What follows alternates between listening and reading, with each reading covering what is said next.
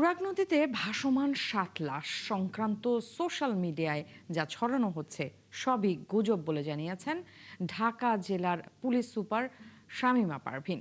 বিকালে জেলা পুলিশ সুপারের কার্যালয়ে ব্রিফিংয়ে তিনি দাবি করেন কার্যক্রম নিষিদ্ধ আওয়ামী লীগের মিছিল থেকে নদীতে পড়ে মৃত্যুর মতো কোনো ঘটনাই হয়নি।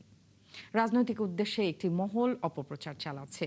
গত ২৪ ও ২৬ জুন সুমন ও রনি নামে যে দুজনের মরদেহ পাওয়া গেছে তাদের সাথে মিছিলের কোনো সম্পৃক্ততা নেই। সুমন নৌকা ভ্রমণে এবং রনি গোসল করতে নেমে পানিতে ডুবে মারা গেছে। গুজব এবং অপপ্রচারকারীদের আইনের আওতায় আনতে কাজ চলছে বলেও জানান পুলিশ সুপার।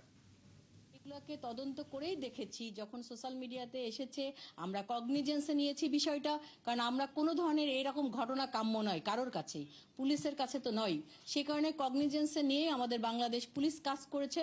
করার পরে দেখা গিয়েছে যে এই যে এটা সম্পূর্ণ অপপ্রচার।